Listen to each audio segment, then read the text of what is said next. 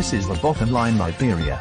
Join us on Facebook, YouTube and online radio. This is the Bottom Line Liberia. Join us on Facebook, YouTube and online radio. Yes, indeed. We like to say welcome to the Bottom Line Liberia. Tonight, let's say today. Today is the 25th of June 2024. It's a beautiful Tuesday evening from my end, and we all set to bring you the Bottom Line Liberia, where we bring you information. And I have with me my colleague Francis Mensah. He's also president of the European Federation of Liberia Associations here in the whole of Europe, and also Francis is a member of the Bottom Line team here. Later on, Paul, the Lord Churublo will be joining us. But tonight we have information for you. By the way, it's our understanding that we're going to have a guest tonight. We're still trying to confirm with the guest and make sure when he's coming. But besides that, we're going to have some interesting things to discuss. Of course, the major thing that we'll be talking about is this quote-unquote buses that are coming to Liberia. It's a new brand buses that are coming to. But let me not waste your time. My name is Linford Goe, and like I said, Francis Mensah is there in Sweden. But Francis, welcome. It's been a while. I was not here last Friday, so it's been a while. How you doing? Yeah, I'm doing good. Linford, how are you? Well, I'm fine, and we've had off and on with the rain and the sun. So, it was, when was that? Saturday. It was very rainy. Was it Saturday? Yeah. It was very rainy, and then Sunday. On Friday was rainy as well. Yeah. Friday. Rainy. And then yesterday it was kind of very sharp, and then today it was total summer. Then at the end of the day, like around 3 o'clock in the afternoon, it was 34 degrees today. Then in the afternoon, 3 o'clock, it started getting bad. I got ready. I said, let me take the kids on the beach because we don't live far from the water, right? So while changing clothes, when I look outside, it was bad. And then we say, okay, let's cancel the beach trip. Then all of a sudden, around between 5 and 6, man, the sun came back again, and it's still shining. So but it's good that our weather can shift, and then we can also shift with the weather. That's a Scandinavia for you. Yeah, I know you talk about the sun shining. I have a friend from Liberia who visited Europe, and they're complaining that they were amazed that the sun by 8 o'clock it was still shining at daylight. Like, oh, it's 8 o'clock, the sun shining. I said, second probably you go to the north or Sweden or at the border with Norway in the north. The sun shine at 12 midnight. 24 hours, almost. Because when the winter is totally dark, in summer, a sun shine all through. Yeah, that's why we call it the night of the sun. The land of the midnight sun, because midnight sun. Exactly. Yeah, so just tell the guy to draw. Right now, I got to the window. I got two type of curtains. I got a dark one, and the other one I just draw it. In the night we sleep. The same way in the summer. In the winter, we're gonna have like daylight will come around 9 o'clock in the morning. Not daylight, just light. You not see the sun sometime. It will just be clear. Then about between 2:30 to 3 o'clock is dark, and it will be in that darkness until the next morning. Then somebody asked me, how you guys can sleep? We got time. We know the time. The time can lie. No. So, your body get used to it. We love it, and I think. But Francis, when you travel, you go like, I usually go to Asia, right? And in Asia, now it's after 9 o'clock here. It's like after 3 o'clock midnight. There, 3 o'clock in the morning. So then tomorrow morning, when it's 6 o'clock, then it will be 12 o'clock here tonight. So then people waking up to go to work, and I'm lying and sleeping there. People say, but man, why you love to sleep? They don't understand. You know, I remember I went to this church, to my wife family church, and the pastor was preaching on me. Well, some people come to church, they sit there and sleep. They got no, I have suffering my man to keep my eye open. Yeah. So I Oh no, know. I mean that's a difference. The only place I go, I do not have what you call it jet lag or no the sleeping. I mean the sleeping You don't suffer from difficulties that? is no the only place I go is Africa. I don't suffer from it, but I go to the States. I go to Asia the same way, bro. I can be the first to go to bed. They be laughing at me. I'm going to bed. Why the people up? Yeah. Because Only Africa. Only Africa. I say Africa, probably Liberia and East Africa. yeah, No, the it's time different. Just 3 hours or so, 2 2 hours. hours like that. Yeah. So I'm up all the time, I'm sharp, but I go to the States. I mean, the first week and a half or 2 weeks, I mean, I stand to I tell battle you with what, that. especially if the aircon is working, then I'll Uh, sleep well. But Paul, welcome, man. Good evening, gentlemen. It's good to Yeah, be Paul, here. welcome. It's been a while. How you all doing? Yeah, we are great, man. We are great. Yeah, it's been a while. The bottom line is back to stay. Yeah. What's going on in the Scandinavia, man? What's going on? Man, let Francis explain, man. Me, I started talking we to have everything. today. We having a very today. We had a very beautiful weather. Yesterday we had a beautiful weather. It was okay.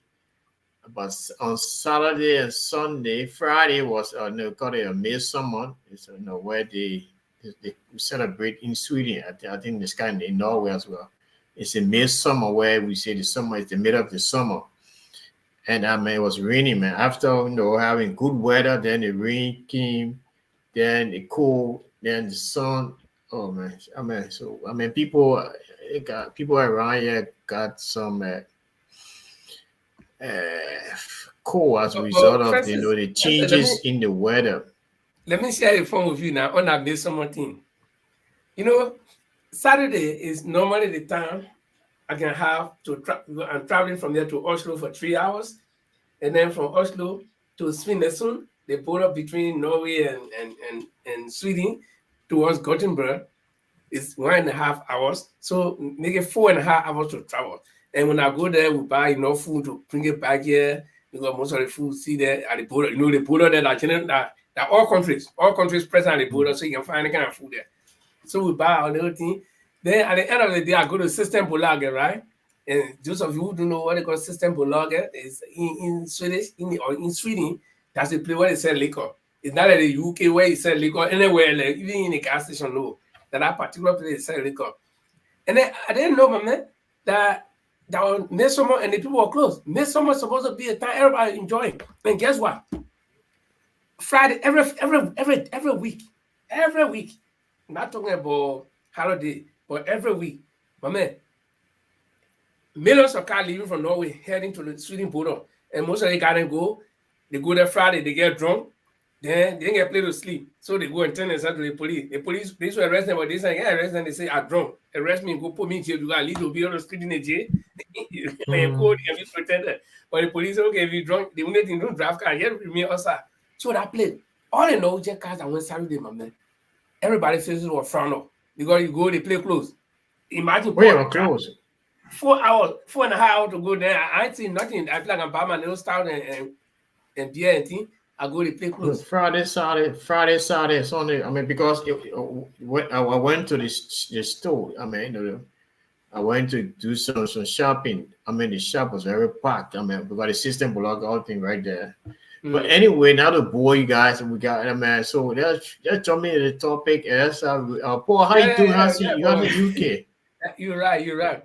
Let's The welcome. I UK don't know, Paul, if you can see some people on your board, but I see Harris Masale here. Harry Masale, welcome. And if this is your first time on the bottom line library, we'll let us say welcome and stay with us. This is where we discuss the issue. And Chima, welcome too. Yeah. So, link for in other news, Mm-hmm. there will be an election in the UK on the 4th of July. Oh, and yeah. my party, the Labour Party, is setting to win a landslide. And How do you having know? said If I should just interview you, how do you know? Because you say you're party, so it means you're a member of the party. How do you know? I'm telling you, the groundwork have also everybody, even the conservative now doing the betting thing that they are bet against their own prime minister that Labour will win with a landslide. So also there will be a Liberian girl that will be elected into parliament. Nyata Family, watch out for that name. So on the 4th of July, that's American Independence Day, the Labour Party will be celebrating a victory on that day, and the next day will be my birthday. So it's you see what going now. My proper Jack Daniel that will refuse, you guys refuse to drink with me. I will be having my Jack Daniel on the 5th of July. The mysterious Jack Daniel. But maybe Jima got something to say about that Jack Daniel when he gets set up. but guys, you just talk about birthday. Paul also want to say happy pre-birthday to you. And for those of you celebrating your birthday in June, you are celebrating with me. June 29th is going to be my birthday. It's going to be coming Friday. Okay? Yeah. So it's just 4 more days away. I'll be another year older. And God is still blessing also. For those of you celebrating your birthday in June, I'll let to extend it to you. You know, we got 2 different groups in June, right? We got the Cancer and I think the Gemini. So whichever side you fall on and celebrating your birthday in June, we say welcome. But guys, we got a house full of information. And Paul, I don't know if we still have contact with the guests. Yeah, I did say in the detail, try to get hold of him. He's not picking up, so we're going to flow. Okay. So for those of you watching us, in case our guests, you know, sometimes it's difficult for them to log on or whatever. But in case he comes on, you will see him. But stay with us for details of the discussions that we have here. So guys, let's make our rounds. What's on your mind? You know, just we can pick up from there, from what's on your mind, what you've been hearing, what you think, and we can start doing something. So since I think Francis will be with us for just 1 hour. So Francis, what's on your mind? What's been happening in the motherland? Well, there's some good things been happening and the bad things. So I would basically start with the most recent, which is the bus. You know, if the story is true that we will go to Ghana and buy used buses from Ghana, remodel it, and bring it to Liberian people and say that those buses are new buses, I mean, it's very disgraceful. It's appalling to you. I mean, to say it, to the least, you know. Yeah. So on the flip side, I think the president is moving in the right direction, but he just appointed the head, the guy who will lead the process of the War Economic Crimes Court. He's not going to be the judge, but he's going to be the one to help to set up the process. I think it's a good step, you know, in a very, very positive direction. Yeah, so I will yield the flow to the others, and then we will, you know, go along, tag along after Okay, great. Great. Guys, help us to share the show if you're joining us. So, Paul, what's on your mind? What's been happening? Oh, what been happening is I've been following football, and it's interesting in Europe, and I've also been following Cup of America as well. It's exciting time, but then I will look at the sports aspect. If you heard that the Liberia track and field team has won their gold medal in Cameroon, and no one is talking about this, so with this guy called Family. Chill boy just came on my skin now. Right, so and What? I think it's an exciting time for Liberia. They will do well in the Olympic in Paris. They're winning. The guy have won gold medal, so it's something that we should all congratulate them for the effort they are making. They're using their own money, traveling here then to represent Mama Liberia. And the girls team also won the 100-meter relay. They won bronze, so they're doing extremely well.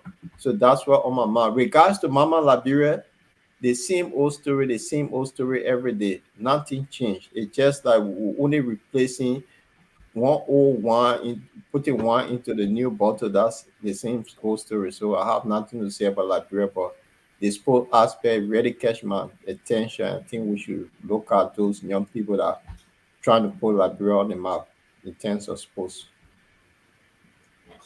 Very good. Chima, if you can chime in, what's on your mind? What's happening? Yeah. Okay. Yeah. Not hearing you. Yeah, you hear me? Huh? Yeah, but low. We echo. Okay, guys, but while Chima is still trying to get on, what's on my mind? A lot of things on my mind.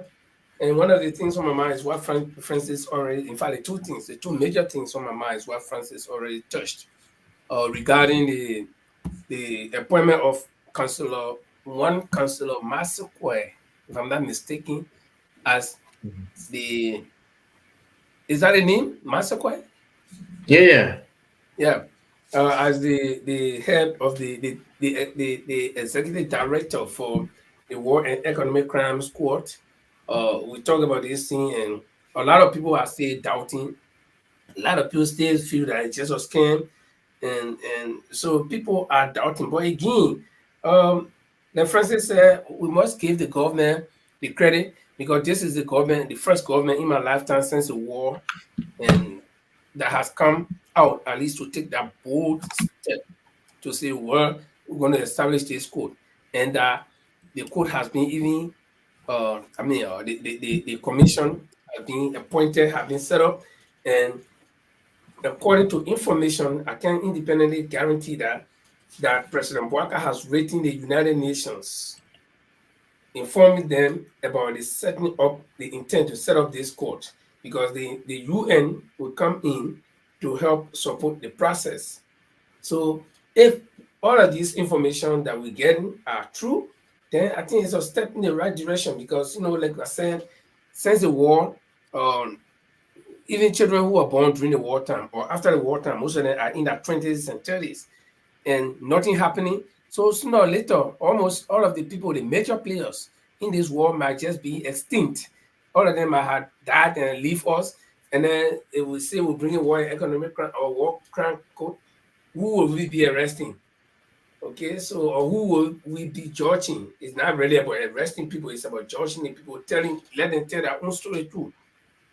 Because they've been accused. So under our jurisprudence, it is important that if I'm accused, I should have my day in court. So you can't just say Mr. John Brown killed people in the war, or he was fighting war, he killed people, and then everybody say, yeah, John Brown is guilty. Give John Brown his chance to come and explain. If your name is John Brown, I'm not talking to you, I'm not talking about you, I'm just giving you a sample, right? So let me say one Joe Blow. So if somebody accuses a Joe Blow of killing in the war, and so Joe Blow also have his time to defend himself and say, yes, I did, and these are the reasons why, or I did not. The person is lying on me. So that's the purpose of establishing the war crimes code. And indeed, if anybody is guilty, they will be prosecuted according to the laws that will be written. So I think that's in the right direction. And the next thing on my mind again is the boss or the bosses. People make issues out of these bosses that even people very close to me, relative, family, not relative, but families, they post about their bosses. I said to say, so there are people like people make things big. I remember very well. I was still in grade school when Samuel Doe went to Romania and Ceausescu had to flip those old weapons to him. That was the biggest thing we had Liberia. People were celebrating it. And some of these things broke down. Uncle and Johnson Road, two of them, I still remember. They broke down Uncle and Johnson Road coming from the Freeport. So, Liberians will celebrate trivial things that are not very important, even to us, but we'll celebrate it. I see people posting, You always tell inside opposition, the president bringing bosses. But again, that's it. At least something is coming to Liberia, and then people also writing about the yellow machines. But I don't know, to my knowledge, I don't know if any of you here know that any of the yellow machines have arrived in Liberia. Has any of them arrived? The 285, eh? Yeah, I saw a video, but that video was a mere propaganda video. That is, circulating on the social media by one Horatio Sagar, something he tried to, disproved that, that the pronouncement made by the government, because certain machines came to town. Nobody can say who the yellow machines from, maybe from one of the logging companies, they are excavators. They came to the town, so we don't know. The guy is saying that the government of Liberia is claiming that it was the yellow machine, that the president promised, So, yeah, those were massive machines. So I don't know if it's in town yet, so I cannot speak to that. Okay. Yeah, but so I don't know, Paul, do you have any video for us? Anything for us special? Regards to yellow machine, from all sources on the ground have stated we cannot be verified. We cannot verify that, but those yellow machines that have been circulating on the social media is actually, from what we've been told, is owned by this group in how they call it, K-Mark or Bay Mountain. They brought in their machine, and then people running with it say yellow machine is in town. So that's the information that we're picking up from the ground, that those machines are actually for one of the mining company. It's not the how to call it 285 or F moving machine that was due in the country. But it haven't been verified. That's the information we getting from on the ground. Okay, regarding the yellow machine, I think the video that Francis is alluding to, I have it. Maybe we'll listen to it later on to see if we can get the sense out of it to see. But besides that, let's go to the bosses. I got this video from the social media as well. Somebody forwarded it to me, and then I think Paul is also in possession of that.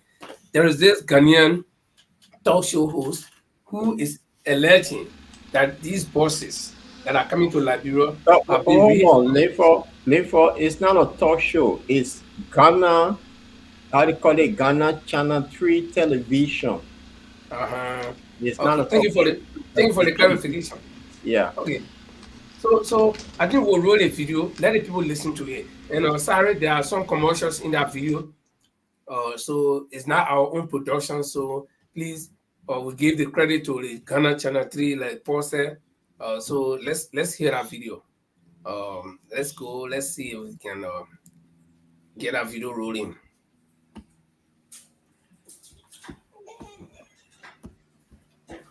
I want to show you this. This is something that our team today we followed. We are asking questions. We are following these buses. Ayalolo buses, today some were branded at Achimota, and they call Liberia. These are the Ayalolo buses. We want to ask. You can see the number there, GS 155316, and at Achimota, immigration officers, they were following these buses with a truck, and that's a pickup truck, and they have come to Achimota. Rebrand the buses in Inina. These are Ayalolo buses. We know where they are heading. We have people on their tail. But we want to ask the Ghana government, why are they rebranding these buses and taking them to Liberia? What is happening in Liberia? That our buses are Ghana Fusikato, they are being rebranded. Nana Komia STC, are these your buses? Now you can see what they were doing. They have put National Transit Authority. I don't know if there's an NTA in Ghana, but these are buses registered in Ghana. Our Ghana numbers 2016, and they register buses way. Today, at Chimota, they were all rebranded and they are on their way to Liberia. So we are just asking a question. The next time we come here, we are going to come here with a big expose to let Ghanaians know where these buses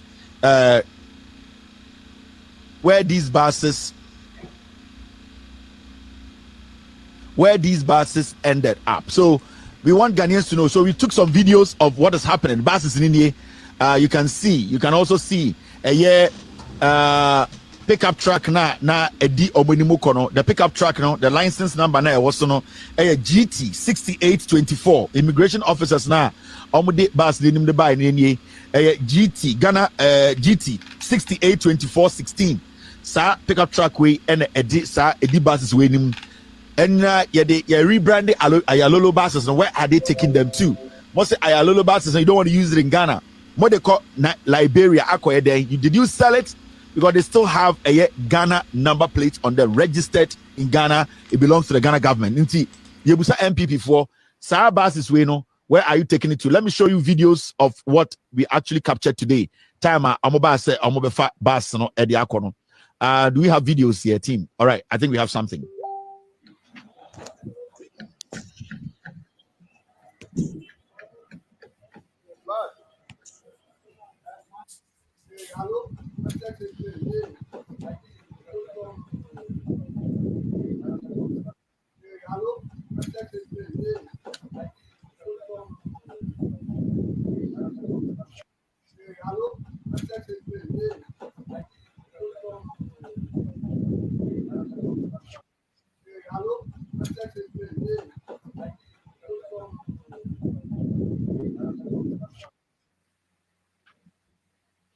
So these are Ayalolo buses. They are rebranding Ghana buses and what they call Liberia. I'm friend NTA.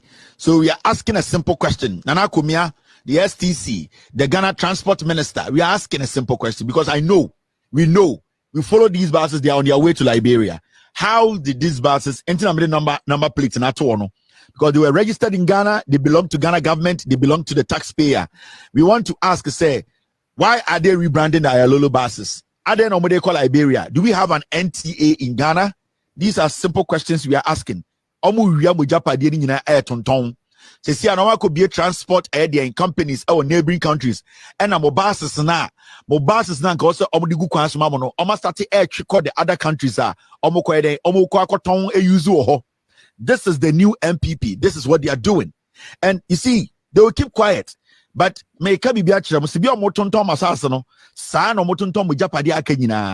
and you should understand the say their question is dangerous. All right.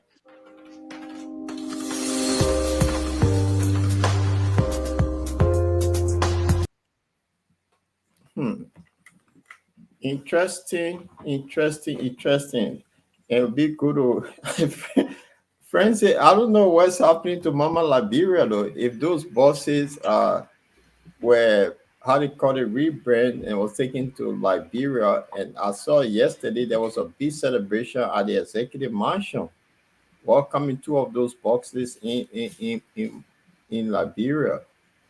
So well, I know I heard from somewhere that there were 300 buses. Yeah, there were 300 buses, but two entered Liberia, and it was Mandela Kopo and her team had a big ceremony yesterday where they caught ripping and all, welcoming those buses on the ground. So, I mean, it's a good thing that we're getting buses from Ghana. So, I don't know. Maybe you can talk about it because I have a total different take on it. And whether from the video you just watch, apart from that, I have a media group in Accra that also can confirm that those buses they've been parked for over 2 years. That actually motor that they talk about, it was almost like a junkyard that they had the buses because they haven't had spare parts for them for long. So they've been parked. But then this is a good deal that the Ghanaians try to get rid of those buses and it ended up in Liberia. So we need buses, man. The university students are going to school because they don't have buses. Well, people are struggling. There's no pimping rather. So maybe the old junk buses from Ghana could serve the purpose. Talk to us. For you brought this video, and then I have a different take on it. Let me just cue the next video. Then okay, I got it. So we'll be looking at that too. When I sit and see all these things happening in my country, I get sick to my bone. I feel sorry for myself as a citizen of that country, and then I feel sorry for the innocent people who do not know anything other than what people show them, what their leaders make them to believe. I told you, people in my own family are celebrating these buses. Some of them making calculation, 300 buses times 300 drivers, plus 300 drivers plus 300 conductors, that 900 jobs created right there, or 600 jobs created right there. Yeah, good. And then only to hear that these buses come from Ghana. Ghana assembles cars, but not the buses. Ghana does not produce buses. Ghana buy buses. And that Liberia, our neighboring country, Ivory Coast, Guinea, right here. Yeah? If you go, I roll from Danare all the way to Abidjan. I roll on the buses, these type of buses, which is just ordinary commercial. That people can be celebrating it. The whole country is celebrating. What does that tell us? Mediocrity. That you get satisfied with a drop of somebody eating their peanut, drop on the ground. They take and give it to you, satisfied, happy. Can you imagine? So it makes me feel sorry for myself as a citizen of that country and for the entire country, down to the leaders. That, the thing they're trying to make the fool the citizens to make them dissatisfied. But you, the leaders, are making big fools out of yourself. That you will go buy old buses for some country that you were better than a few years ago. But hold on, Leifo. They haven't said that the body it could be that it been donated to them. It haven't been very fast. Okay, yeah. Let's no. You see, I'm not trying to gain their pride by saying the body, because if I say they donated to them, people say, oh, but at least let's say the body. Even if the body, which would be the most expensive, the highest level of views to cross in that kind of situation. Tell me, Paul, all of us have been to Ghana. Tell me, does Ghana produce these kind of buses? And even if you get it, and then it's so good that it did not come from any journalist in Liberia, any talk show host, it came from a Ghanaian. Nobody knows this boy. This boy does not have family in Liberia.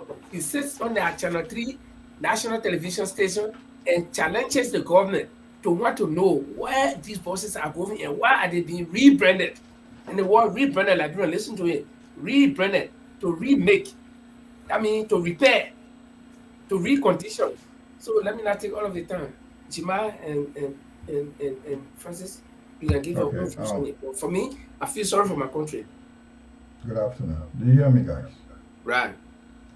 Good afternoon. Thanks for having me. Thanks for guys for having me show. And put some power on your voice. Yeah. Okay. Thank you. Do you hear me okay now? Yeah. Much better. All right. Yeah. Regarding the bus, I think for me is going to 177 years. We've not doing much of this kind is disheartening. But then I think we should also not jump to conclusion with regard to how we acquire these buses.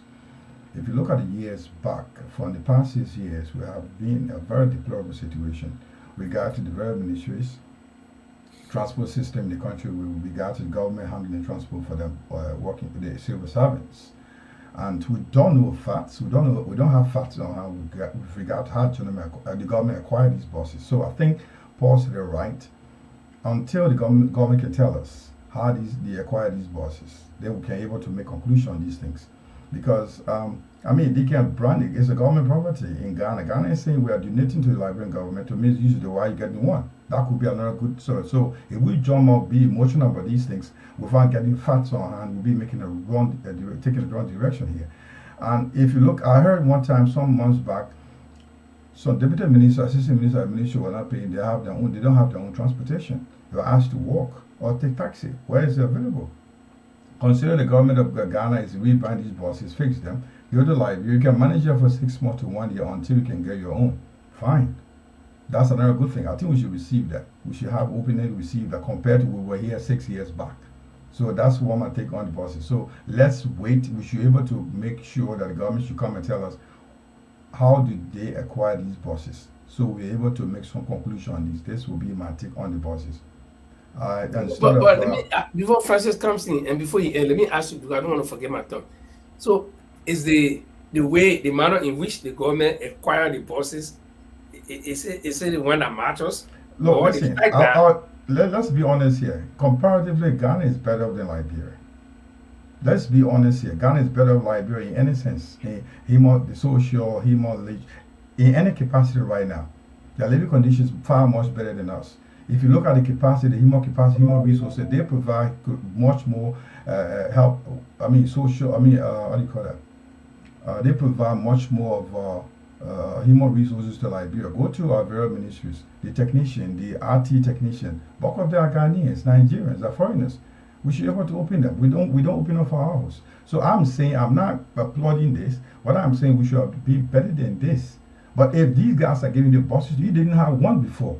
I just said the way we acquire these buses, if they give you free and you can use it for 6 months to 1 year, why can't you take it? You don't have one for yourself. That's my point. okay, yeah, mediocrity.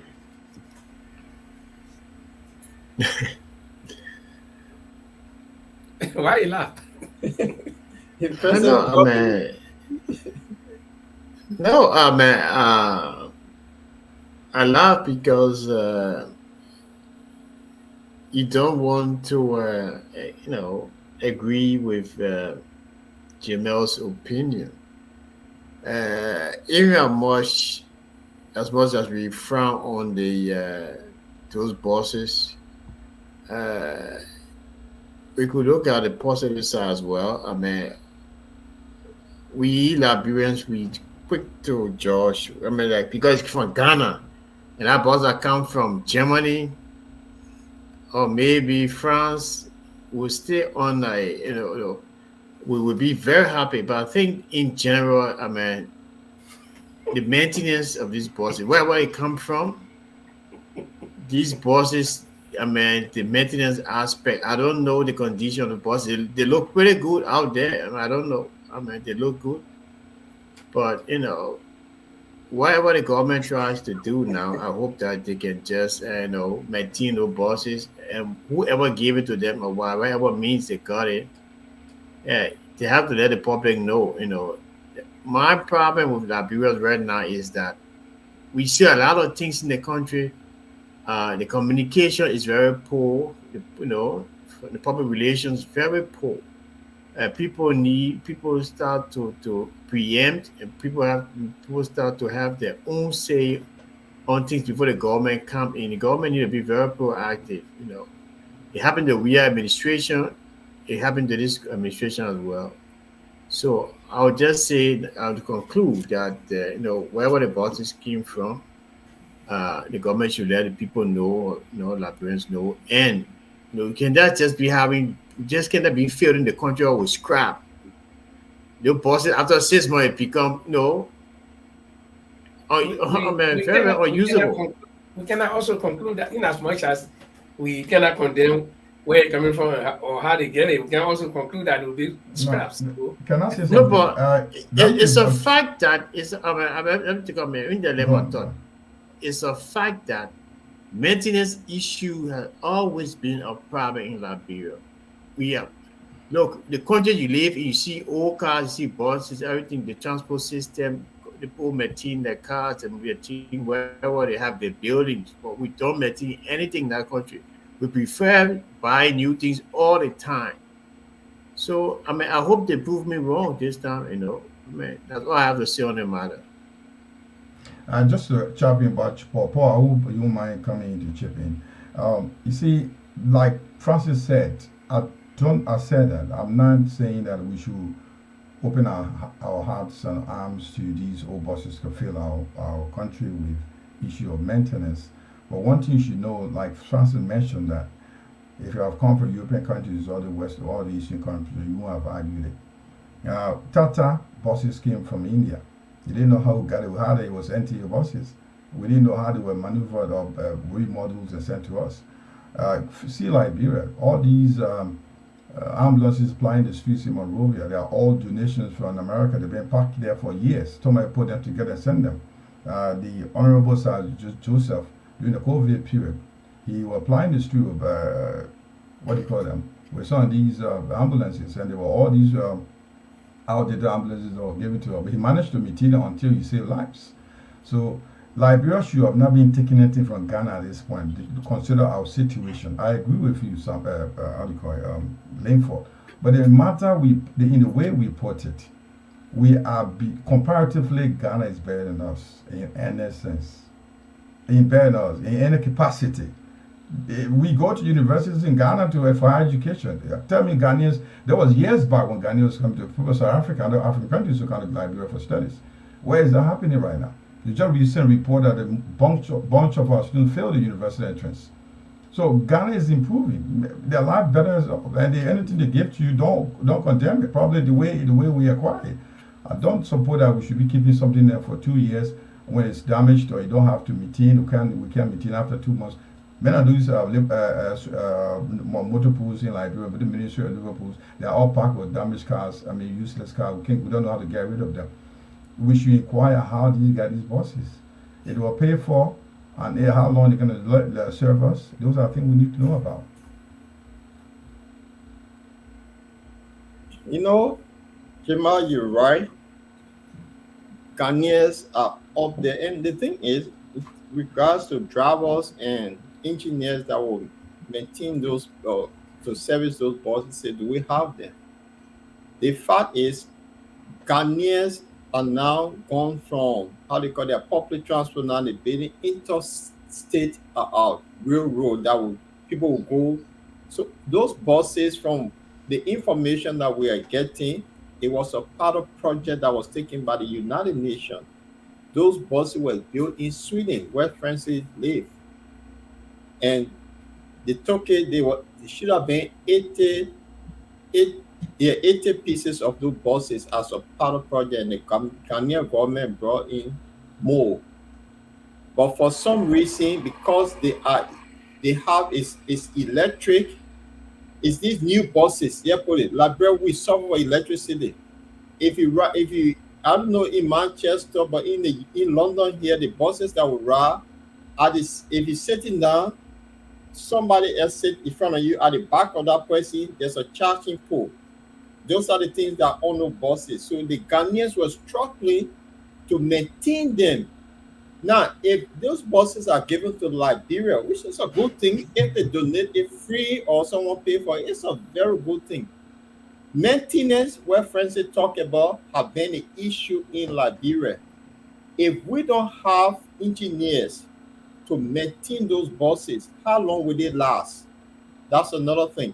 Now, with how they call it, the NTA or Ministry of Transport, could you imagine that one senator could buy $80,000 car?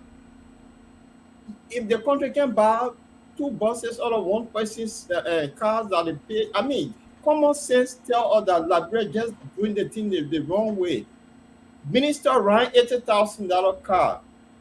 People struggling for transport. 80,000 can give you at least 3 auto coastal buses that we're using when we're small back in the days to ease the transport situation. Then you got to go to Ghana. That's something they use since 2016. They tire with it and say, oh, Liberia have it because we don't need it anymore. I think it's a shame and disgrace on one of the oldest country on our continent.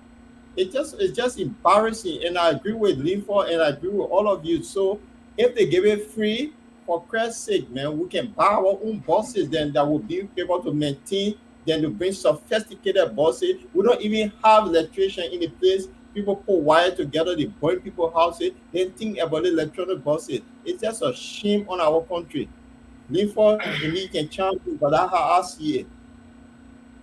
I don't know when you talk about electronic buses, because right now we got two types of electronic buses here in Norway. In fact, by way of information, one stupid thing I see Norway is doing, and I've always been against it, is that this country we got no other resources. The only thing we got are oil. But in the entire world, Norway is leading in electric car. The entire world, if you see 10 car pass, 9 or 8 are electric. We are using ordinary car that are fuel. So, hold on. Hold on before he asked the question. You don't know about electric cars that were built from 2016 onward, they are part electric and gas. No, but not all cars though. Not all car, but most the sophisticated country. That's what I'm trying to say, because in Norway we got two types of electric cars. Hybrid, it's a hybrid cars. Hybrid, yes. They drive on like electric. Like the Trump, they drive with electric wire up like this, and they go in. So and then the other electric is a hybrid, both gasoline and electric.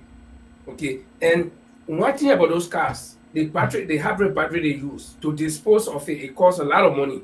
Not even to buy a new one, but to dispose of it in Europe there, because you don't just dispose of that. So people, even a lot of people who are buying Tesla and other things, they're not worried, because you got to pay almost 50,000 krona, which is I don't know how many thousand US dollars. You have to throw the battery away, then you go buy a new one. So if Liberia of all country will take hybrid buses, the question is, are the Ghanaians going to send their engineers? Because I'm not too sure. Maybe they will send more people to Ghana to go train, or Ghana will send engineers to come to work for those buses or work on the buses. And the key word from that particular production, that video we listened to, the guy said the buses were being rebranded.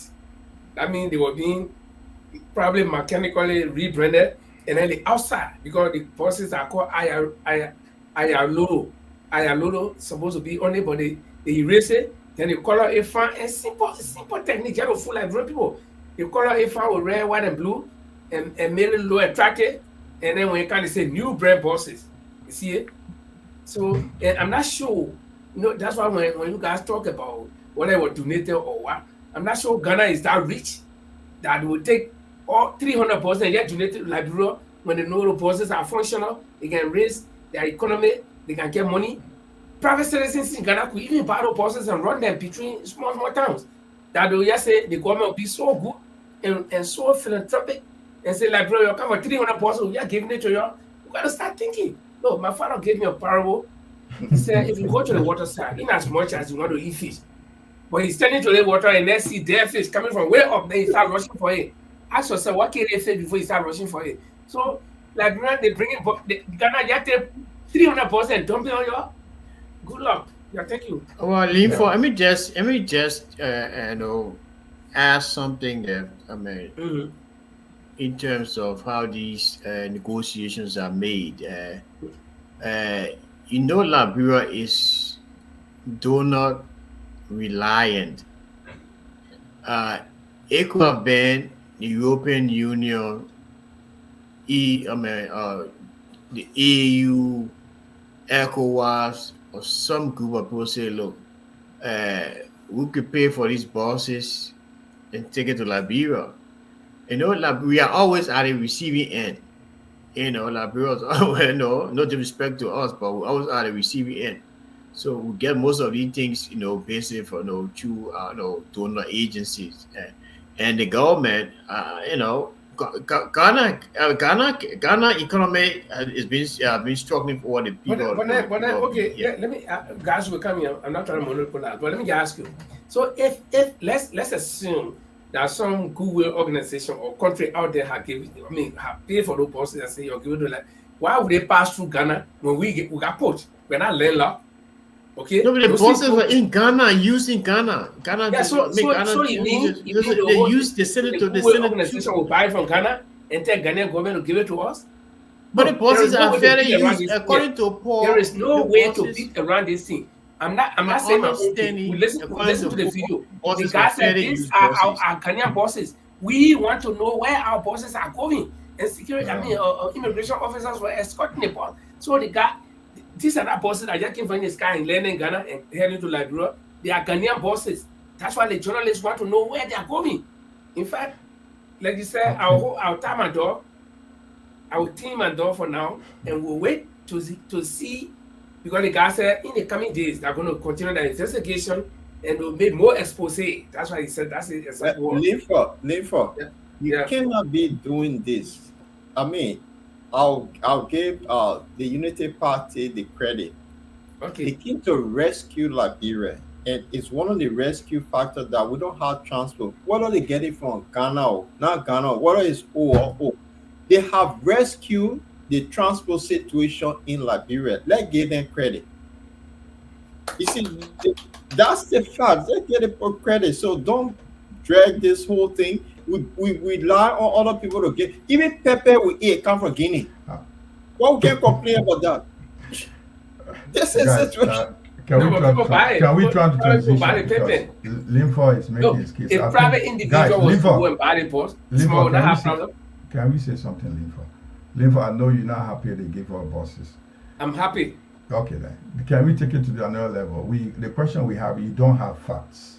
There's no point to argue something like we don't know. Government of Liberia, we always say, how did they acquire these buses? Coming to us, we don't know how to get it. Going to be another waste on us.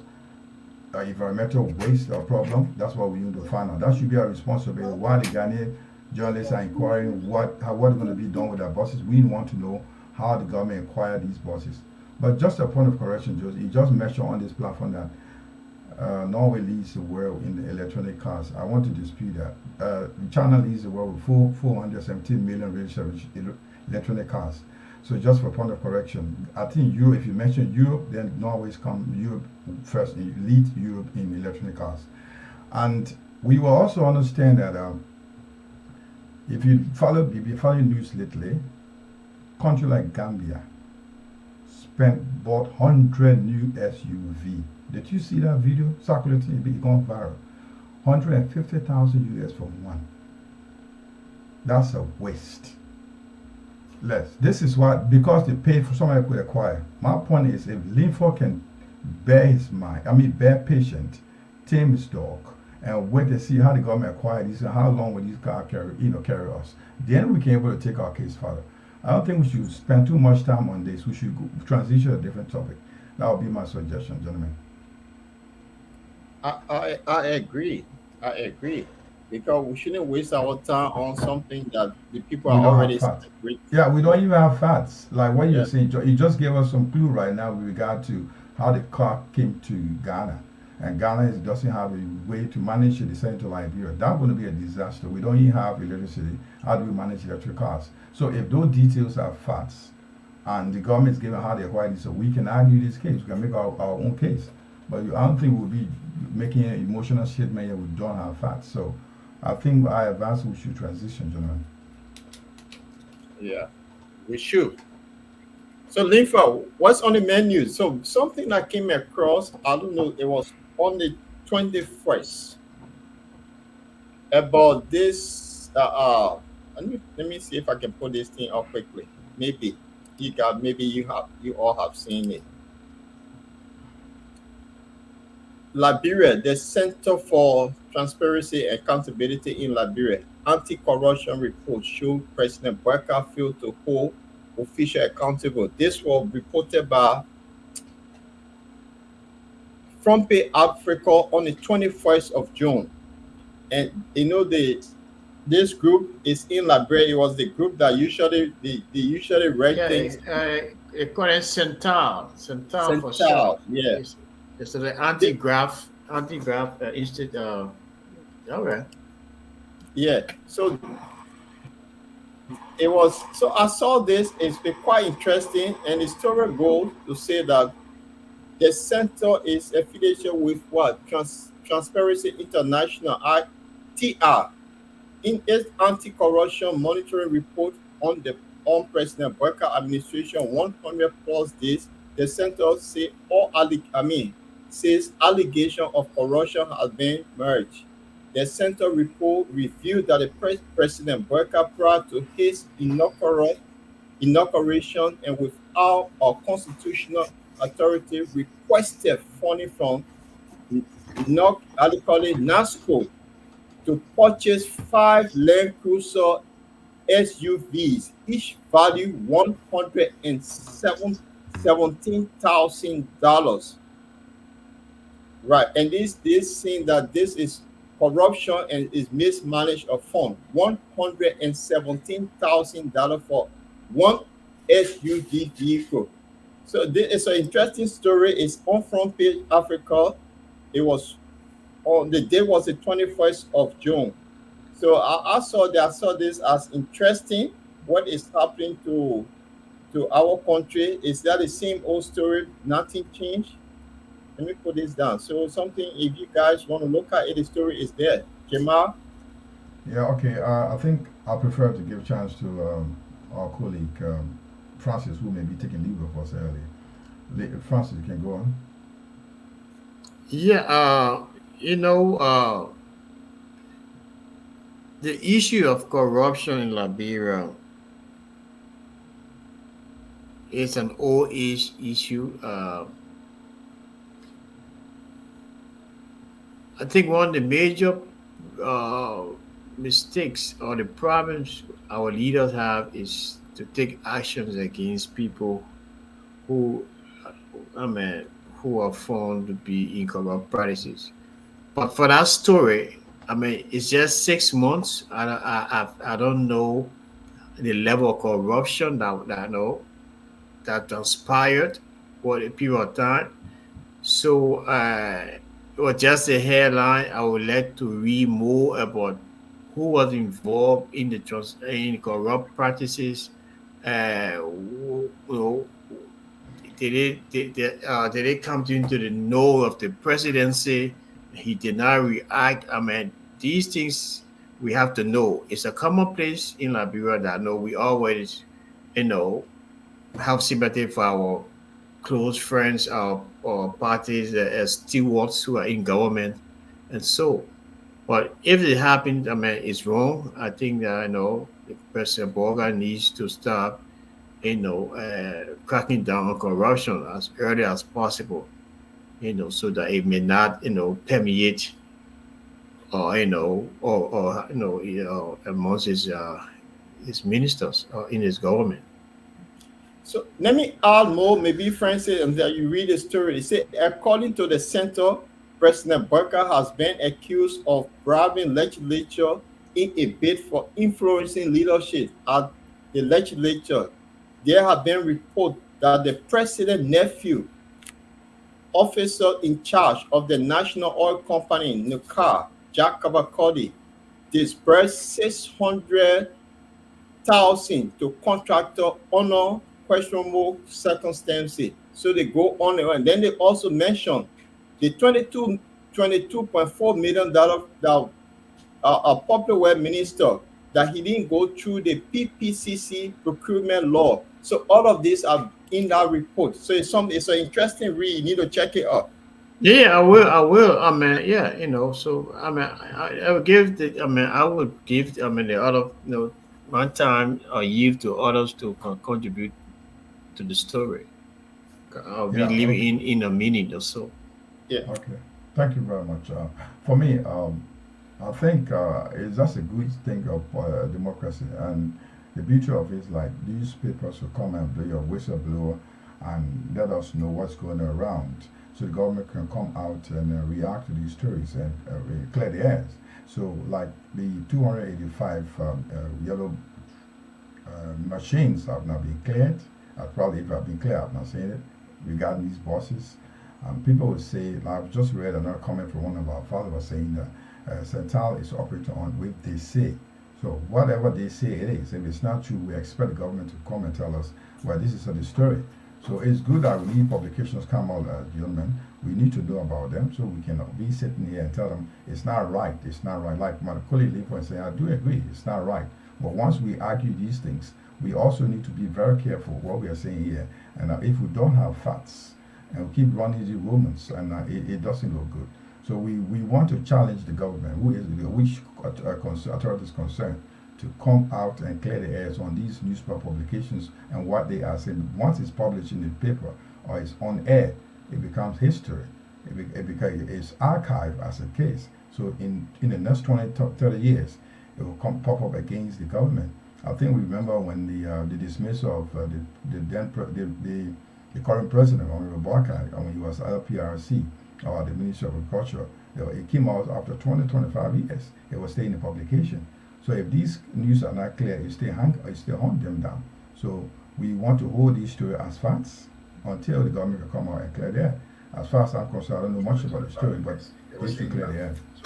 I think they definitely need to come up and clear the air and tell us it's not true and why it's not true. We should know, because 6 months into government, these allegations are coming up. You're not saying anything. I think it was a good thing Kula Fofana was doing, the stop what she should be doing, every weekly press briefing, and the Ministry of Information doing it now, but it's not enough. We need to have a daily or weekly briefing, and these allegations need to be clear for the Liberians to know the statements that are coming out are not true. Government is telling this is government view on this issue or government position on these issues. Linfa? Well, again, here we go. I always hear this statement that, oh, the government just started, and just 6 months. So I don't know. And the other day I asked the same question here. And of course, God forbid, we get sick. You say, I just got sick today, I'm going to the doctor, let me wait until 1 year, then let me see if I'll die or I'll get well, or the sickness will get well. No, let me tell you. When these things start happening from the onset, that's a time to blow whistle, to attack it, or we didn't say that. We have people daily, we saw it. Oh, the government, in fact, you hit the ball. You hit the ball, so the government, we go 1 year, yes, sir. 1 year, keep me pass. Then, money, $16 billion reportedly got missing. We have broken horses down and built new one. He built 77, I don't know, 47 condominium. Hey, man, that you're 2 years your way. Then, auditors start dying. They say, oh, your way for 6 years. 3 years time, bad thing will happen in your state. They say, we must stay wait until time for election before we have to remove him.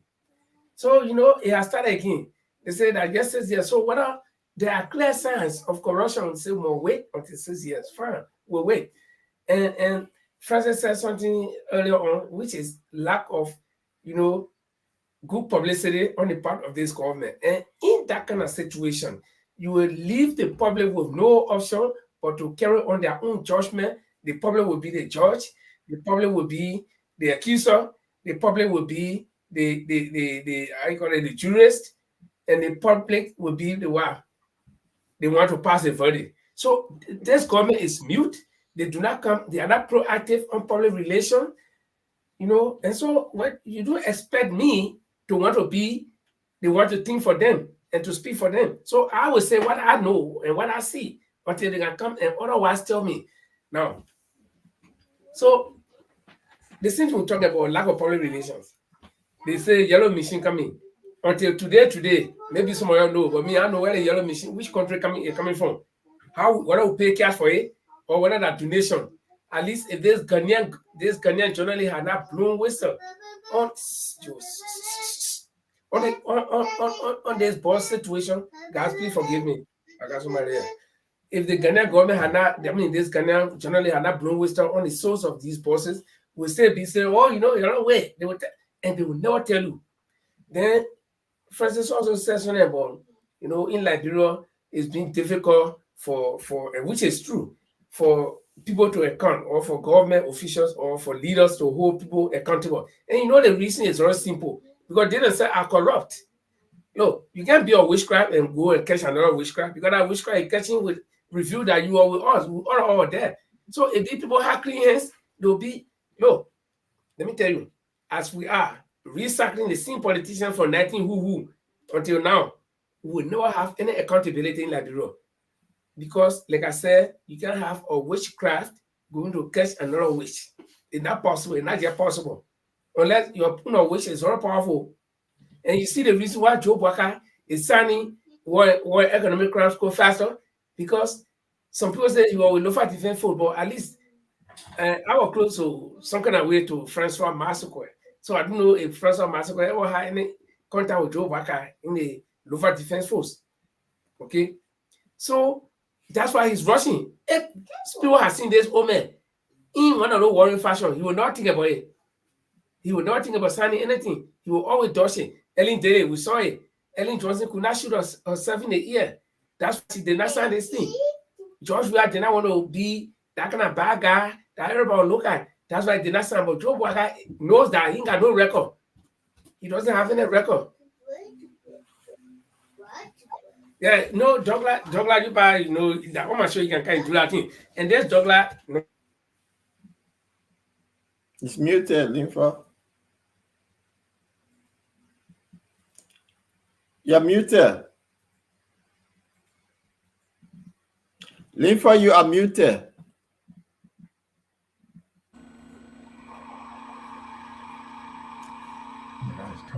I think he haven't realized. Linford, you muted. So all the talking, you're not hearing me? No. I don't think you need to respond. Oh, no. So I gotta start over. Sorry. I don't think you need to. I don't think you need to respond to Douglas' statement. No. Douglas, my man. We here. My man. We live together. I mean, we are brothers. You know, we can go out and show them. But what I was saying is that Francis said that Liberian government officials, people are not holding people accountable, and I am saying that the reason why leaders are not holding other people accountable is because those same leaders have been corrupt in the past, and so a witch cannot go and catch another witch. We heard that. Yeah, okay. We heard that. So, okay, so then the point I'm trying to make is that if these people, they are clean, they don't fall in the oil before, they will not be laughing at the other chicken that are not falling in the oil. So, Linford, can I ask you before Francis leaves? Ask me any question. What can we do if we're not doing it right now for the government to be accountable? What can we do? Sorry, what can we do? Do you hear me now? I'm allowed enough. Yeah. Hello? Yeah. I'm okay now. Yeah, I hear you much better. Sorry about that, guys. What much can we do? What much can we do that we can get the government accountable? Because you're saying that we recycle politicians, you outline these points, fine. What can we do, what we're not doing right now, that we can make government accountable? Oh, let me tell you. Tell me. You and I, this is how much we can do. We do not have the power. The power has to be in your hand to be able to do something. The people who have the power now are the ones to be able to hold people accountable. But if these same people are corrupt, how do you expect them? So the only way, me and you, if you made me in a government official, if you made me minister in my own ministry, I will set an example. I will hold people responsible. Douglas, he knows me. You know, I get plenty of friends. Douglas knows me. You know, I'm one man. I can do what I say. So unless you can have people with clean hands in government, my friend, you will do door in the tailspin. They don't want to catch your own tail. You'll be spinning around. You can't catch your own tail. Not easy. Right. Okay. So let's move on about the yellow machine that you've been talking about. Okay, the yellow machine. I got this video here. Yeah. Yeah, so let me see. I don't know how true is this video. I can't verify this video, but the person who was talking like Liberian voice. So let's hear what this guy was saying. Is it on? That's no, it's not on. Wait, let me see if I can put it on. Let me see. Let me share it. But guys, so the yellow machine thing has been around the town for a while. We've been hearing that yellow machines are coming. Good. Where they coming from? I don't know. Maybe one of you know. And then how we got it, whether we pay for it, we don't know. The same story with the Ghanaian bosses. So people will say, "Oh no, man, our road is bad. So why if we're getting yellow machine? Why we can't be happy?" Yes. Okay. So if we should be happy, I'm sorry that the screen is so small, but we still hear the guy. Let me see if I can make the screen bigger. Well, it's not happening. It cannot get bigger. Let me see. Okay, but let's just play. Okay, go on.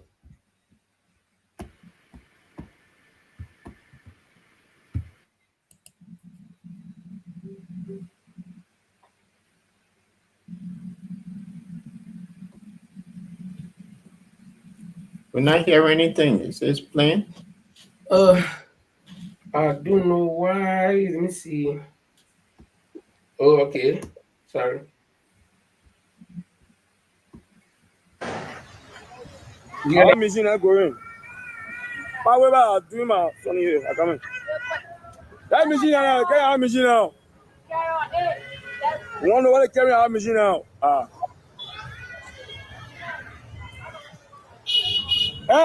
Mama's in the other.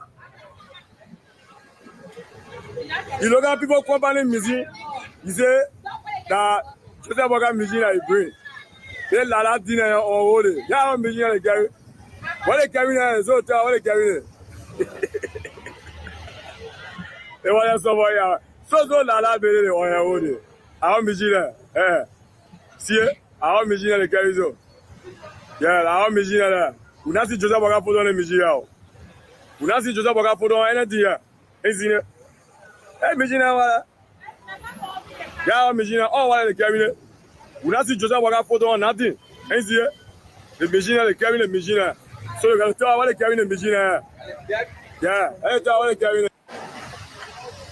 I want Mijina going. Okay, so we all heard the guy saying that I'm missing. If you look at the place doesn't look like Liberia.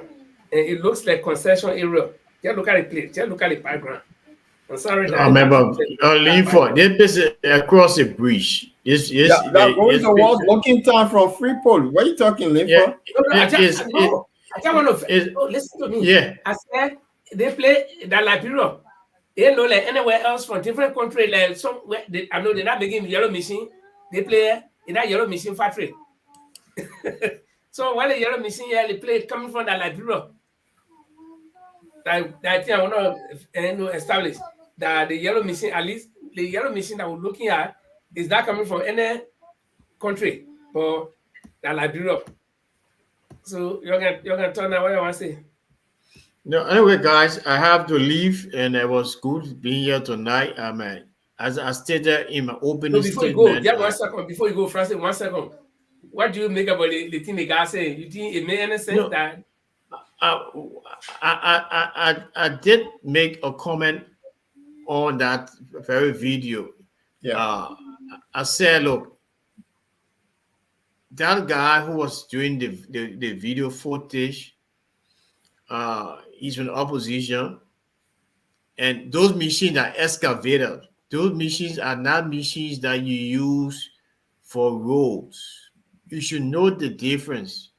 These are moving machines where people dig to go look for. They can also use excavator on the road too. The construction road right in my house there. Yeah, but those very machines on our truck on what you call it, long haulers, they are for mining purposes. They are not for roads. I'm telling you, they are also for road. Right here, right behind me. If it were in a day, I'll open my mouth.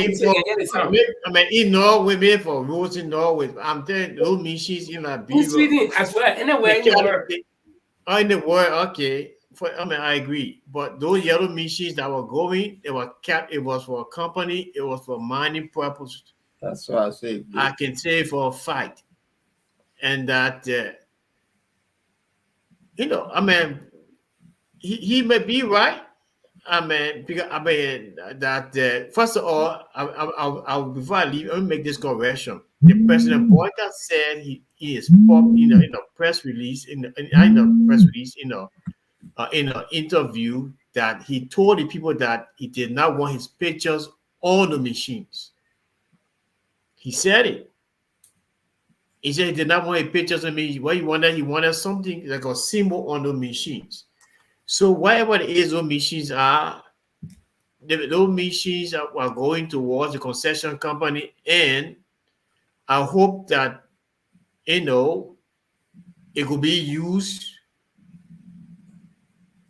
to save the environment, because I know a steady environment as well.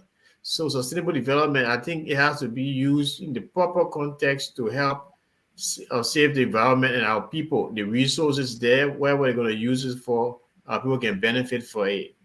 If it's Joseph Boyka machines or whoever machines, but I think I want to say that our people should benefit from it. It should create jobs, and then save the environment. And I agree with you, Francis, because there's no argument in it. The government have not confirmed that the yellow machine they were bringing into the country, those are the machines. People just running with historicity. Machines are on the ground. So, Mama Paul, the problem with Liberia is everybody wants to. You do not know the specificity of that machine. That those machines are for mining purposes, excavated for digging. It's not road construction machines. It's not the kind of machine you use for roads. That's right. You know, See? but anyway, that's the era of social media. So everybody get a telephone and go and talk. But anyway, guys, I mean, we'll see you guys on Friday. It was a cool show, you know. And Paul, in just for the meeting, they have the meeting. Maybe not after the show. They're having a Devo. We're not having the show, so we can, you know, we can discuss in the background. For not public Okay. meeting. All right. Okay, guys. Great. So, Well, bye for yeah. now. Okay, take care, brother. Talk to you soon.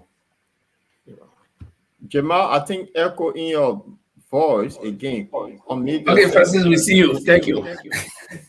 Well defended. Jima, we Mute still getting yourself, some Jamal. work on your stuff. Yeah, but Paul, that was it. The yellow machine thing. You heard a guy.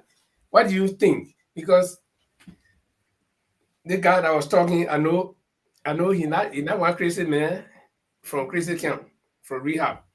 The guy is saying that company machine. And he said, where they carrying it? It's the same question. Everybody asking, where are they carrying it? That the machine, that our machine is carrying so. So because the yellow machine, as far as I understand, they're supposed to come from other country to come to Liberia. But if some yellow machines are leaving or company side to go, where are they coming from? Or where are they going? So I don't know. You can chime in. But the thing is, I said it earlier that it haven't been verified, but independent sources on the ground are saying those machines were brought into the country by B Mountain. It's going to Cape Mount. So it's not for the government. So because this rescue team and the Unity Party people, every little thing that they come away, they want to take glory of it and run with it. You see, I will tell you the fact that if you come to power and you don't have a strategy to run the country with, this is where you get. Remember when other people were campaigning, the Cummins, Dr. Moba, Teron Gonglo, they lay out how they were going to govern Liberia. In the case of Unity Party, it was all about propaganda and say, oh, arrest the next thing, it will be something else. There were no clear-cut agenda for the country. So if you listen to Mr. Cummins, what he said, the what and the how, then he lay it out. This is what we will do, and this is how it will work. In the case of this government, they never lay out anything. So that's why you see today the whole place like people doing things that no structure behind it.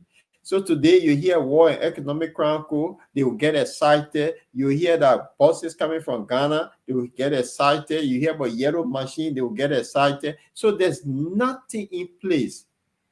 No structure at all. So this is where you will get Unity Party people, the least thing that come their way.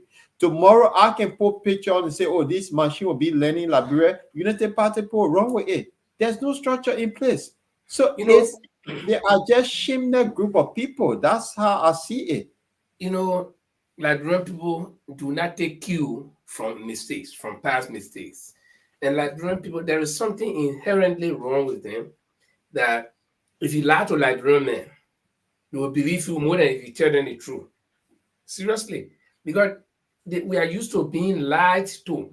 We are used to lies, you know. That's how we are. To the point where Liberian men, you go approach woman, say, you lie. You just gotta lie because I have no way the woman agree. Because you tell the woman the truth, the woman that agree. So you lie. So this is just part of us to lie, and then for people to lie to us. We like it. You know. But the party that in government now is, you know, is the biggest, they are the liars. And because we all came from the lying background. Yeah, so that's the lying people, so they know everything. In the elections, I kept hearing one thing over and over. One word or one phrase that people kept punning. You know, nobody know comedian, nobody know the other people, but we know Bwaka, we know United Party people. Because Paul, if you know me, I must know you too. But it can happen that you know somebody and the person doesn't know you. But to know me and for me to know you, that's something. So Say they know the UP people, they know Bwaka. Bwaka also knows them. He knows exactly what can please them. They lie. Just tell them lie. Don't tell them true. Who the hell is coming to kind and say, this is how I will do it, and this is what I will do. I will bring internet, I will improve the country infrastructure. They say, let that man go sit down. Then Joe Biden. So this is what I'm saying. Because those people had their whole thing defined how they were going to do it. But United Party went on the laws that were in government before. And but that's what I'm saying, Paul. The vice president, the former vice president back then, he served for 45 years. So he had everything under control. Now he's in government. And they know him. Yeah. Now he knows them. He does not have a clue how to start and where to go. So they're all over the place. And this is what you get. But that's the point I'm trying to make.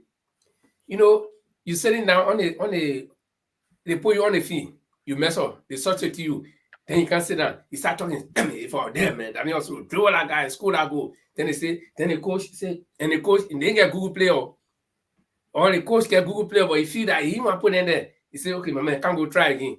Now what they did, the United Party people, Liberian people, if United Party was this good, after 12 years, vice president, under any government, they know there for 12 years, and nothing, you said they not go, you moved them and brought in your George Weah. Then after 6 years, you said, move George Weah and bring back the same people again. What sense does it make? So the coach carry a player, then he put in there, he put a 50 men there, 50 men, may school, they put him down. Then he said, I'm making people, me, I've been on that field before. If I go back again, I'll throw all the people, then the coach say, okay, can't go back. That's what they did to them. And they're showing their fishiness. Tell me, what? In 6 months, people say, oh, it's just 6 months. You're giving people a chance. In 6 months, people have made all the blunders. They're going after people with tenure positions. Now they start behind Emma Glasgow. And that Emma Glasgow, so I'm suspecting one person behind that thing that pushing it. But the person pushing it on the ground, you know that who's that? Eugene Francon. I would say, if you listen to that film, we'll still get that thing. That is song, that baboon song. And you remember? He mentioned Emma Glasgow and her husband in that particular song. So, Zinfo, yeah, I told you these people have no plan. The people that came and then seen United Party that came up with a 10-year thing, the most experienced person now that comes about what he doing, he violating the scene law. They lost. Okay, so it just tells you, and I can say, they're all over the place. You know what?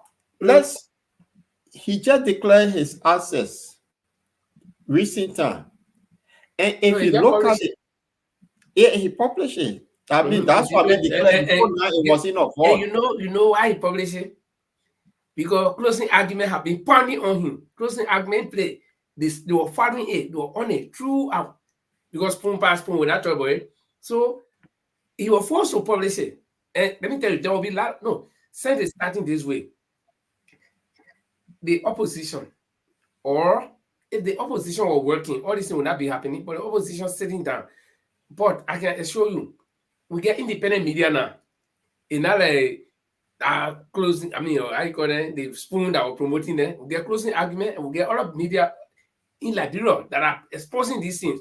Number one, all their mistakes from the start, they will follow them throughout. Nothing you can do about it. They started behind tenure people with tenure position, $22.4 million lost, sunken away, probably a minister who was sitting down on closing argument and making laws. Gettings of all person that he will go before the Senate and confess, and the Senate had to even say the begging for him. Can you imagine? This is a man who his footprint stay on the media, making all the people try to make the people to believe that they got a solution to everything. He even take one step in 1 month. Within 1 more time, $22 million cannot be accounted for. He had to admit. But isn't now in a report, the Center for Transparency and Accountability is there. Center talk about it. $22.4 million. Yeah, Center talk about it. So then I go to my picking juggler something here. He say center can only talk about this. Say it's the same center when they used to be president of Joshua. Everybody was clapping for them. So the $22.4 million that getting could that account for is that they say that's that they say. You see, but and one of the reasons why Liberia will remain as it is all the time is again my own criminal. When my criminal steals, everything is okay. But if the other people not criminal steal, it's bad. But Linford, this central allegation towards the president in that report is damaging because it said he bribed the legislature. It's there. It's in the report. He bribed the legislature. Yes. So they accusing the president of bribing the legislature. Chima, we're getting feedback. Small. Okay, yeah, but that's the thing we're talking about. And then people say we should wait. It's just 6 months. So should we wait for the soul to get big and bigger and bigger and bigger? No, you got to attack it now because we made a same mistake with Joshua. We made a same mistake and things were getting out of hand. And then let me ask you a question before I think Jamal will chime in this one here. The assets that were declared that our local most ability asset declaration, even a vice president one compared to the president one is look like when you take a kindergarten student, say put something together and send it to the public. The Liberian people were asking to see the president asset declaration. Yeah, so the whole thing, if you look at it, I showed that to my Ghanaian friend. They started laughing at me and said, "Your country is in a mess." No. Now, so this man said something that caught my eye in that thing. Yeah, you know the cow that he got. It's so expensive. So I think if we go to Liberia, go to Adam, but he didn't mention anything that he have or found in the asset declaration. But he get cows that worth over 117,000. No, but the thing is, no, Liberian governmental system is just a big mess. Number one, you got the LACC. I don't know whether that the LACC or the other group that's supposed to take your the asset declaration. They are all appointed by the president, by the executive. Can you imagine? Paul, you give me a piece of job to do. Then I was supposed to be working for you, right? Then I can turn around and judge you or look at the asset. The asset should be the asset declaration thing. It should be overseen by an independent party that is not functional under government. See it? So that you cannot be compromised. The thing is, I will say getting small feedback. The thing is, the people that are supposed to look at the assets, they're supposed to first of all not only accept it when you present it, they will receive it. That should be the real procedure. They will receive it and go verify independently. You say you get caught at 115,000. So you gotta look at what kind of car you get. A car from Mali? You can't eat a cow, you just keep it in that the value of that cow. This is the person who was supposed to, whereby, according to one story, who sold something that good. The flatman refused to go because the goat was dry. Then when he feed the goat with salt, and probably go back. That's true. No, sometimes we got to joke our president, so we're not giving them people our president. But you see, so the asset declaration thing here, it should be overseen by an independent body, just like the judiciary, okay? That the president cannot influence. Their budget should not even be controlled by the executive. See it? But again, I don't see how it works. So the president can inflate. He can say, one of my car costs $1 million. What do you say? And we want to see asset declaration, he declares, so we see it. But the next thing that I want to talk about is this thing about, people hailing their own criminal. That, okay, let me just say, for example, since I was supporting Mr. Cummings in the election, if Mr. Cummings had won, then in my heart, I would say, oh no, what if Mr. Cummings proceeding the wrong way? That everything is okay, you're leaving. You're leading man, the man that, in fact, the man all become president before that first time. The man all working in government, you're leaving. You see, that's how Liberian people operate. And I promise this old man Pazawi that I will be on him. Any talk show I appear on my own show, I've been dealing with him. I say, anywhere I go, I'll talk about him. Martin Colley resigned. Martin Colley, whether he was resigning in good faith or not, whether he didn't get what he wanted and he resigned or not, whatever, At least he said he resigned because he saw some things that are not good. But then Omen get the audacity to call or talk show telling Martin Colley, please go back, that we brought the government. So it means that say we brought the government, if Martin Colley even see bad thing happening, he say go back, everything is okay. But when we are doing it, it was bad. This is one Omen who couldn't sleep on his show. He was 24 hours on all show talking about we are. But Lincoln, why you want to waste your time on somebody for their nonsense that happening in Liberia? Martin Colley or he Colley or James Colley or wherever Colley, they only talking because they want the paper to call them and give them a job. I agree. So I agree, but the fact that somebody will support, somebody will tell you go back to the system, the thing when you say it's not good, go there. You know, that's how we encourage bad things in Liberia. And this is somebody who was fronting on the same thing few months ago.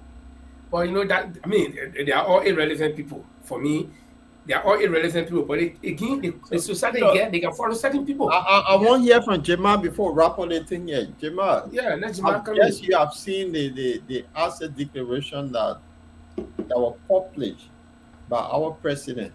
Mm-hmm. And when I look at the whole thing, the paper alone from the setting, like some kind of third grade student that just did that thing for him and decided to give it to the public. It's not time that I don't know LACC need to do something with their form to make it appeal to people that some little in the 21st century looking at form that was sent out, and the question they asked, some of the things that they asked in the papi said it, but then to find out that the money he gave during the Yaka Kolba race held about compared to that in his account, what's going on? He said, are they ready to just fool our people again in Liberia that now the value of his cow is more than, and he ran the kind of car he ran costs $190,000, and we're taking buses from Ghana. I don't know if you went through that asset declaration. Talk to us. Yeah, thank you. Do you hear me now? Yes. Okay. Thank you, guys. I think the thing this we're talking about is it got damaged way back, and it got damaged way back. It is something that Liberians should have called for corrections from the time of Ellen up to George Weah up to Omer Baka, Mr. Joe Baka. We should have a template. If somebody is submitting an asset declaration, there should be a way to do it. It shouldn't be anything you put together and send across. Then the anti-corruption unit should be able to submit that. That should be a template. I think they should have a template. That's the first thing for whatever he has to present, whether we see it as not something he's making up or not. Then we need to ask the anti-corruption committee or commission, what are they doing with their report? Is it something the public can consume? That's the first mistake. And second, it's good that we get, there's one good thing in Liberia right now with these the social media handles. Think may not be right, but once they come up, we stay saying that the government is very bad with giving out information. They are not telling the Liberian people what is happening. So once it goes around, they keep roaming around, it turns to another story, and like the past George Weah government. So Paul, in short,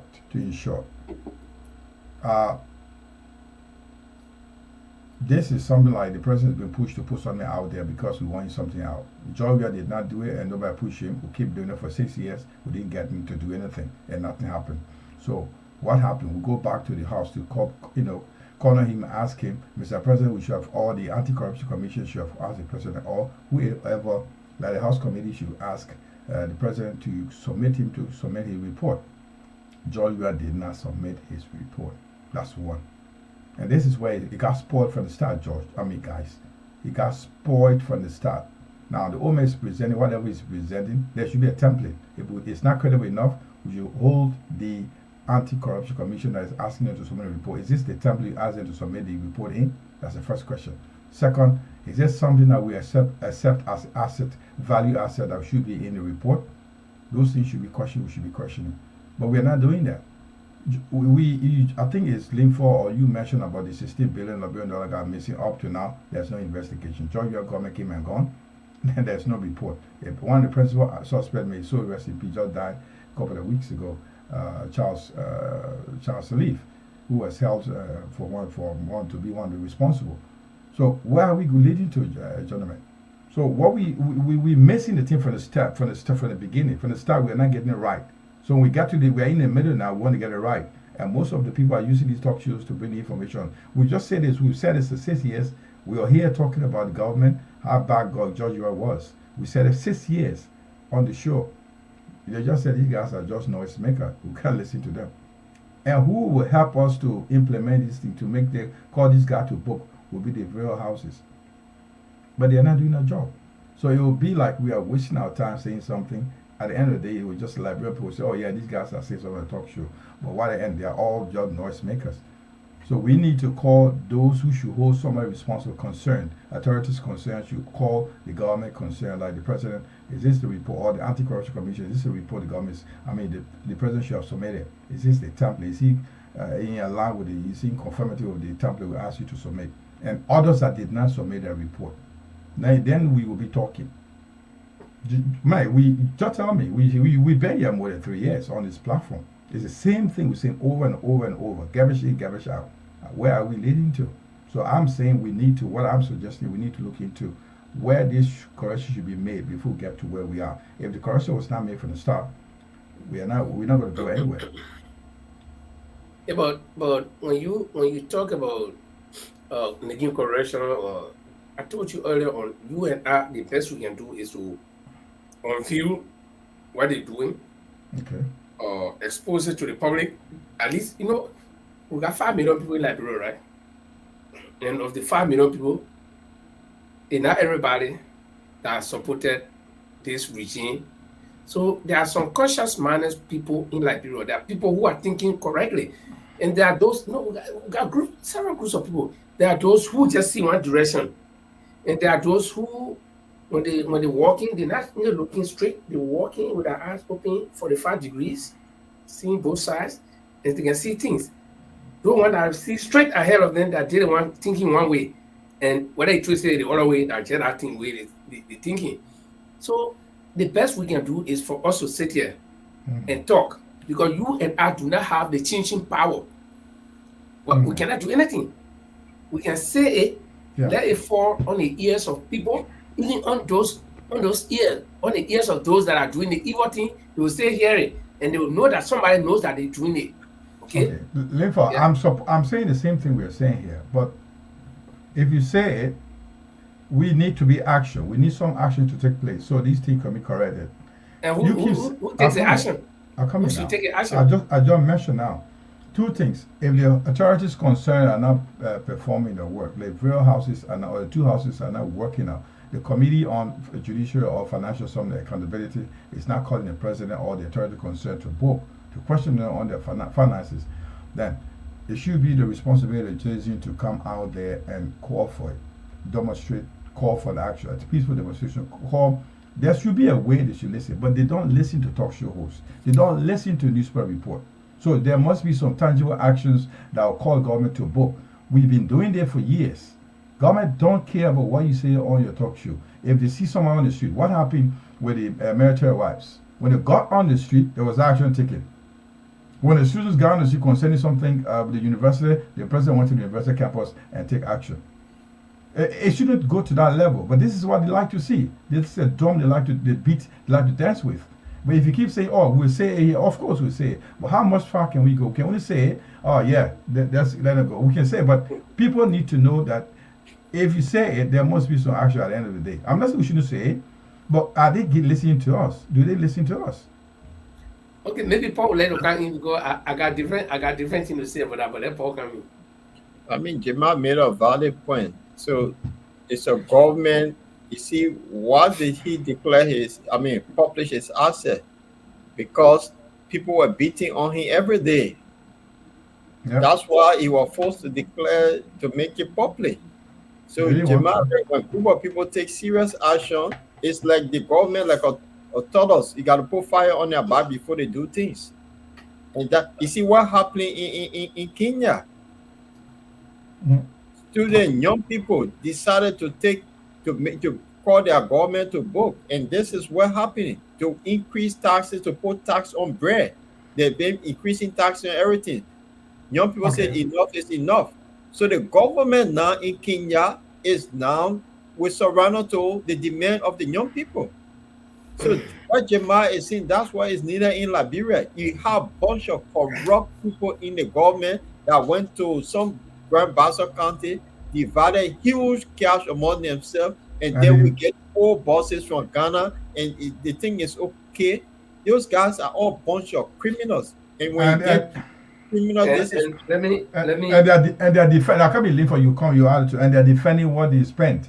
yeah. Another thing, Linford, to add to what Paul is saying here. You see, we will talk all night, and here in the UK also as well. I think in Norway, you dare not to do something the government questions, because we are independent bodies that have been paid by taxpayers to question these authorities and bring them to a book.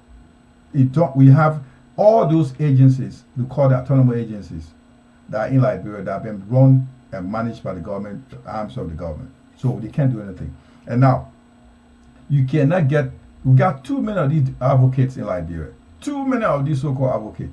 They'll sit there and write, they are very good at writing press statements, very good at writing speeches. Or sit there, go to the newspaper and put in the newspaper, condemn that. When the military wives started, they wanted the action. They didn't want press release. They got there on the street and took action. And the government reacted. So we will talk, those go to Liberia. We don't do anything. We are all agencies. We are we are advocates. There are too many advocates than groups that will do something to change the lives of other people. There are more advocates than people that will do something. Advocates on paper. They will send report out there to Europe, to Asia, asking for support. You are advocated. You want to get basic change your life. So what I think Paul Massey trying to allude to here is we need to be more actionable. We need to go out there. If we have to say it, we have to tell the government, why are you doing this? If you don't do this, we're not getting out of here. This must be done. Then they will listen. But at the end of the day, nobody's going to listen to you. After a few days, what we are saying right now, they will say, oh, these guys, they don't have nothing to do. They have the cool to drink. They're seeing Europe talking bullshit. I mean, don't worry about that. It's gone. The House divided a bunch of money when civil service have been delayed for a couple of months. They have been paid. And then when they divide, how do you call it, the House of the pro temporary defending the budget. I 100% agree with you, Jemai, what you're saying, because we've seen this all around the world. The Arab Spring, the thing, the movement that brought governments down in the Arab country and changed all the systems. They started with one single guy, but it has to take somebody who've got, Liberian people. We came from 13 years of civil war with different factions. A lot of people died. And so that I think that fear is still in people. And people, they will always say, oh, when we get in the street, people will kill us. They will shoot us. They will do this. And they got from that civil war. And so they will all intimidate. They say, okay, we will bring hot water machine. They start killing people. Small thing happened in B Mountain. What happened there? Was it B Mountain? Yeah. In 2 people died. Police allegedly opened fire and people died. But the police did their own investigation. They say the people killed themselves, literally, because they say nobody killed themselves. They might have shot themselves. Okay? Yeah. So you see, this intimidation style of administration is there. We saw on Georgia, we saw auditors die. They say they were having sex, they die. Then I know all the states people can hire and bomb children like bro, how many people can die? Or the other people who went and died in car, or the phone about in car, they say they were having sex in the car and they die. The other auditor, they say you fall down for your own house. My own brother and partner, they say you fall down for your own house where they're living in all the time. The other man who they chapter here, they say the car may ask them like car calling me who he. You see, so they start intimidation to intimidate people. So people are afraid. You see, and you gotta, let's see, because there's no easy walk to freedom. So people got to be strong. And what you're saying exactly, it is found in chapter 1 of our constitution. Okay? Now, the power is it lies in the hands of the people, and you have that power to change your government in any form. Now, the constitution says they did not say any particular form. You can demonstrate, you can bring military coup, you can bring war, any kind of way. Okay? That's not what we're saying should happen. But the constitution is open on it. They say you can change your government. In any phone, that power is in your hand. Which power, which way you want to use it, that's your business. You bring war, okay. You bring coup, okay. You bring violation, I call it violent demonstration, anything. But you can change your government, but that we don't want to change government. We want to show action to the government that we're not satisfied with what you're doing. So people can demonstrate. That power, it's given to them in the constitution. You can assemble peacefully. So Or- Lincoln, Yeah. like these people, the senators want to grant Basso County Mm. and divide huge money among themselves. Mm. And somebody sitting down right in 72nd not even have food to eat. Mm. It means group of people can march to the Capitol building, say that money wanted back. The way I'm telling you now, they will say, some people will say, oh, they will tell if our children go, not go there, you'll go there, they will shoot you. It will All kill right. you. Let Yeah. me Let's say look at- something. Go Let on, me Paul. say something.